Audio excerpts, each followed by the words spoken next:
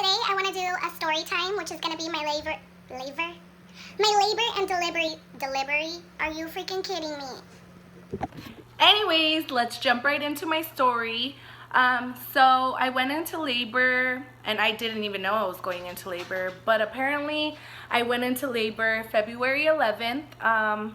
My boyfriend and my mother-in-law kept telling me, let's go to the doctor, well, to the hospital already, because your feet are super swollen. Like, I don't think they should be like that. And I was like, no, I don't want to go. I don't want to be one of those girls who, like, has a little problem and then they're like, no, it's okay, go back home.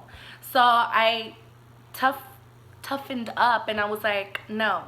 So then a few minutes later, I go to the restroom and I see blood and I'm like, okay, now I'm scared, now I want to go. So I run to my room. Well, I didn't run, but I kind of hurried up to my room and I told my boyfriend, I was like, let's go. And he was like, you're kidding. And I was like, no, let's go, because he was the one to always tell me, let's go, let's go. And I was like, no, I don't want to go.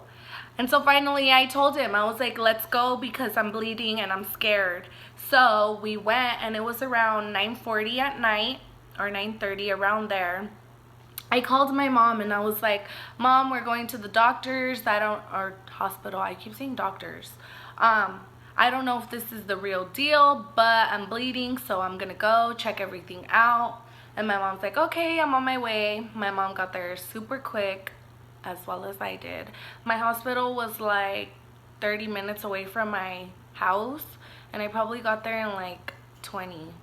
So yeah, we got there pretty quick. I delivered at Cedar Sinai's in, I think it's Beverly Hills or West Hollywood, somewhere over there in LA. I'm not too sure of the city, but I delivered there. So I got there around 10 and they admitted me. Well, first they wanted to check if they were gonna admit me because they didn't think my bleeding was too severe.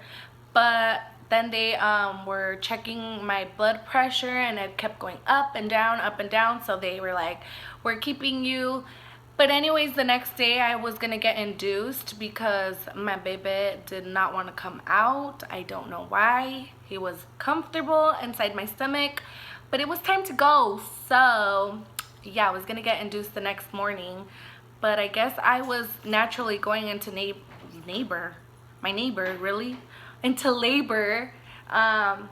It wasn't that bad in the beginning. Like, it was just one contraction here, one contraction there, until like around maybe midnight and on. That's when it got worse and I was like not having it. It was just pain, and I was only at 1 centimeter. I wasn't opening anything. So then finally the nurse is like, you know what, we're gonna have to insert a balloon in you. Sounds weird, but it was a balloon. And she said once you're at 5 centimeters it should fall out. And I was like, okay.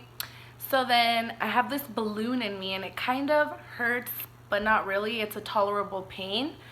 So I'm going through my contractions and they're getting worse and worse and worse as the hours go by. And so my boyfriend and my mom and my stepmom, they're going in and out of my room to get food and just waiting for my baby to come. And as my contractions keep getting worse, I'm just getting so annoyed at every time they eat. Like, my boyfriend was eating a sandwich in front of me and I was just wanting to yank it out of his hand and be like, stop eating. But I couldn't be mean, so I just stayed quiet. And so finally my balloon falls out when I'm like 5 centimeters, I guess, and a crap load of blood comes out of me and I wanted to cry. I was like, Mom, like, what's going on? Like, am I losing my baby or something? I was so scared. So I panicked my mom and she's like, let me get your nurse, let me get your nurse. So she gets my nurse and she's like, oh, that's fine, like, it's normal, blah blah blah. And I'm like, okay, like, I hope you guys are right, because damn, I'm scared. And so finally I'm at 5 centimeters and I am dying at this point. Like, I'm dying. And I did not plan to get the epidural. I was like, no, I want to be natural as possible. And yeah, they gave me those 3 I don't know what they are, but they go in your IV. And the first one felt amazing. Like, let me tell you, that was a powerful drug, and it was amazing. And the second and third didn't really do much, but they did help a little bit. They seriously only work for like 10 minutes or less. So then I used them all up, and the lady's like, no, you can't get any more. And like literally every 5 minutes they're like, do you want the epidural? Do you want the epidural? Like they're advertising it there, and I'm like, no, I want this. And they couldn't give me any more because I used them all up too quick. Like I literally got them one right after the other, so I couldn't get any more. So I kept trying to tough it out, and I kept crying. Well, I wasn't crying, like I was trying to cry, but I couldn't cry. No tears were coming out of my face, so I was just like, Mom, like I can't take it anymore. I was like, please. I was like, I want the epidural. And she's like, no. She's like, no, it comes with consequences, and no, you do not want to live with them. And I'm like, I don't care. I was like, I'll live with them, Mom.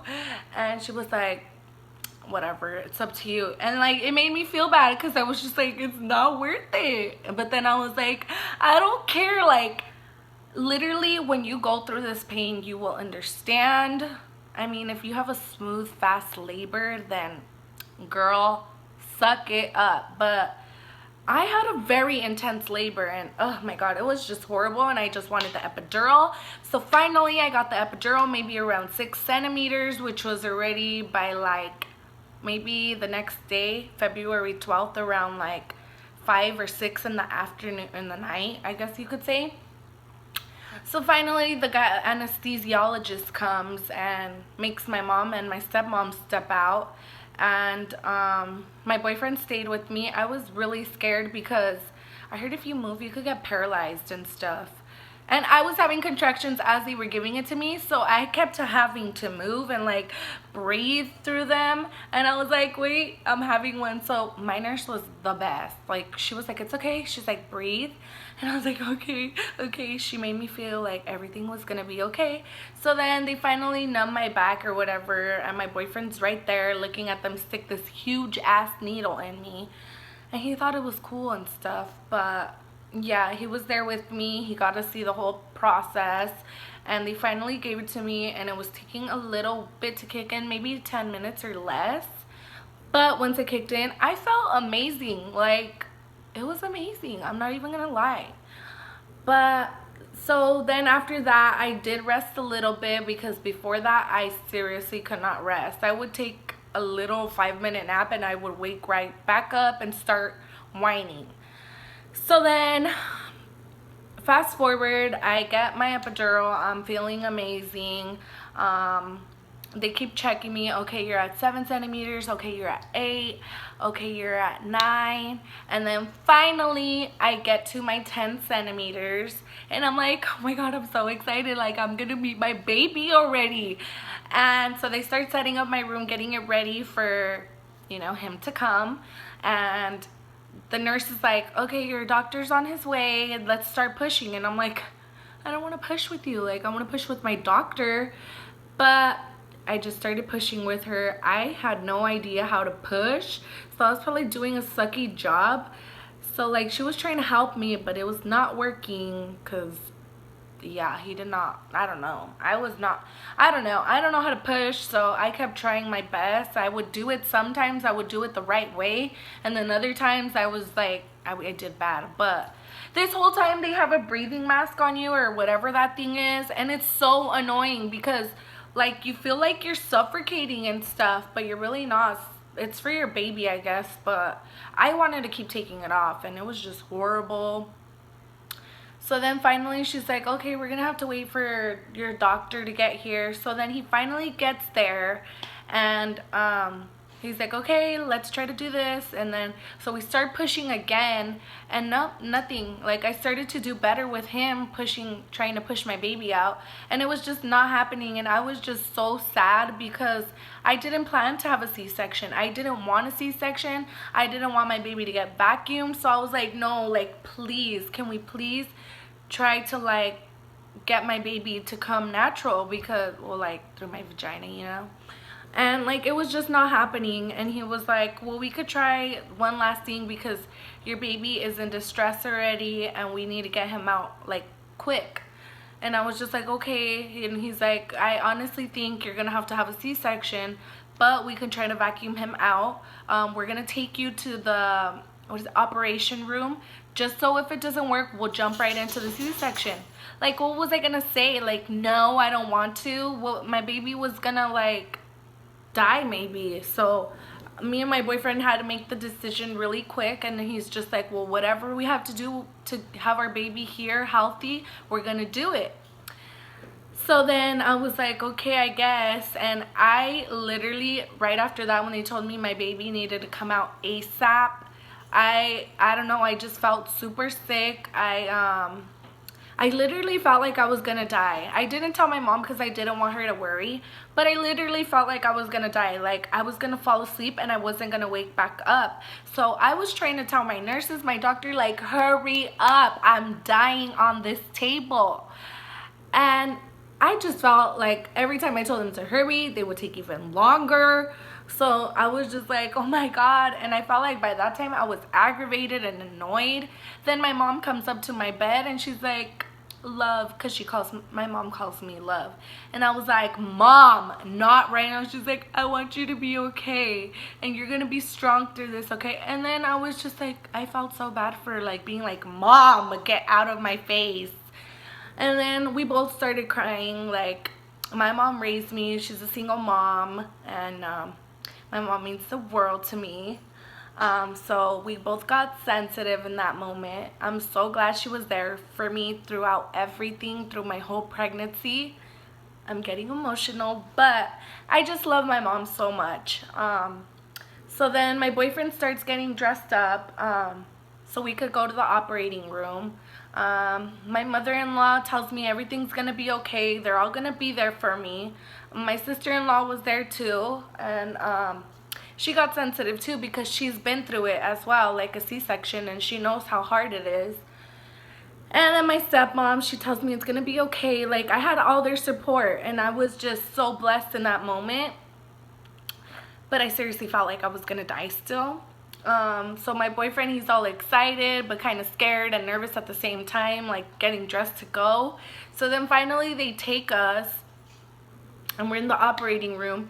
And I was like, oh my God, I was so scared. I don't know why I kept telling my boyfriend, I'm so sorry, I'm so sorry. And he was like, it's okay. I felt sorry because like I couldn't have my baby naturally. I just felt so bad. And he was like, it's okay, our baby's gonna be okay. The only thing that matters is that he's healthy, which was right. I'm so glad I went through everything I did. Like, I don't even care. My baby was born healthy. So finally, they tried to vacuum my baby out, and apparently my boyfriend got super sensitive at that moment, and he started to cry, and he was like, you have to be strong, you have to be strong. And I was like, I can't. Like, I felt so weak in that moment when we were in the operating room, but I had to tough it out so my baby could come.